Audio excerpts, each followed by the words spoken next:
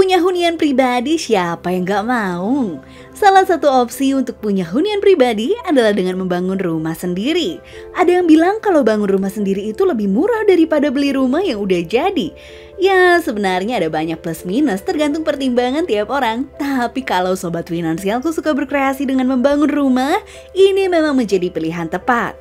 Eits, tapi ternyata bangun rumah juga bisa aja pengeluarannya jadi jauh lebih bengkak daripada beli rumah di perumahan mewah. Wow, kok bisa sih? Biar gak kayak gitu, Minku udah riset plus survei. Apa sih yang harus sobat finansialku lakukan biar gak membuat anggaran bangunan rumah jadi bengkak? Ini dia. Yang pertama, cek kelengkapan dokumen. Sebelum bangun rumahnya, biar biaya nggak makin membengkak, cek lagi legalitas tanahnya. Hati-hati, jangan-jangan ini masih tanah sengketa. Kalau memang masih tanah sengketa, budget sobat finansialku bisa makin bengkak buat ngurusin hal ini loh. Pusing banget kan? Tapi tenang aja, sobat finansialku bisa langsung aja datang ke kantor Badan Pertanahan Nasional atau BPN. Sesuai dengan pasal 34 PP nomor 24 tahun 1997, BPN akan mengecek keaslian sertifikat tanah berdasarkan peta pendaftaran, daftar tanah, surat ukur, dan juga buku tanahnya. Urus ini di awal, biar biaya nggak membengkak di akhirnya. Lumayan panjang dan banyak.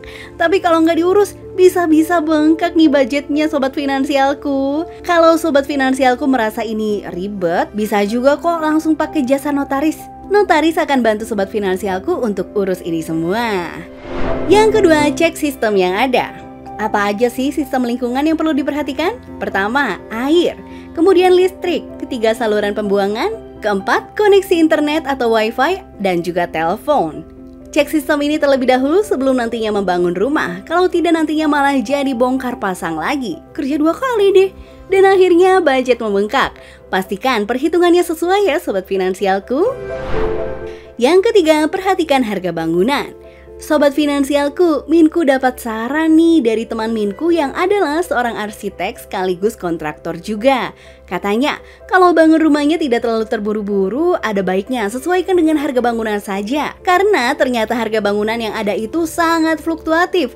Contohnya aja di hari ini, harga besi lagi naik. Sebenarnya nggak apa-apa juga kalau misalnya langsung bangun karena urgensi tertentu atau memang udah ada budgetnya. Tapi buat sobat finansialku yang nggak terburu-buru dan mau menghemat, nggak ada salahnya tanya-tanya dulu ke kontraktornya untuk dapetin best price-nya. Yang keempat, cari jasa kontraktor yang benar dan terpercaya.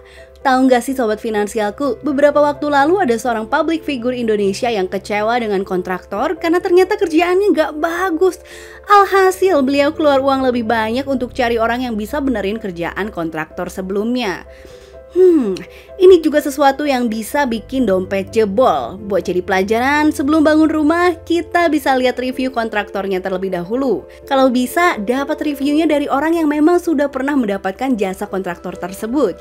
Jadi kita bisa tahu hasil kerjanya tuh kayak gimana sih, cocok nggak sama kita. Yang kelima, boleh lirik mas-mas atau mbak-mbak arsitek biar lebih hemat. Banyak yang bilang pakai jasa arsitek itu mahal. Tapi nyatanya kalau semua perhitungan salah bisa membuat dompet kita jebol sejebol-jebolnya. Bahkan rumah sederhana yang harusnya bisa habis cuma 80 juta aja bisa membludak jadi 200 jutaan gara-gara salah hitung. Aduh, ya lebih baik keluar uang lebih banyak sedikit daripada ruginya makin besar. Mas-mas atau mbak-mbak arsitek ini nantinya akan bantu kita buat merancang RAB. Kemudian membantu kita buat memasang sistem rumah yang tepat sesuai dengan kondisi yang ada agar rumah bisa efektif dan nyaman buat ditinggali.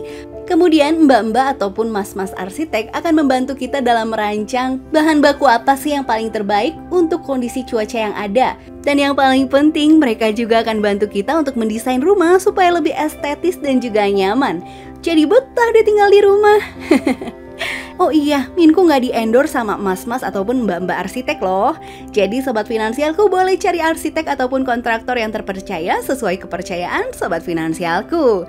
Oke deh, segitu aja dari Minku. Semoga ini bisa membantu sobat finansialku yang mau bangun rumah dari nol. Kalau mau tahu lebih banyak, bisa langsung aja cek IG finansialku ataupun website finansialku. Sampai ketemu di video berikutnya. Bye-bye!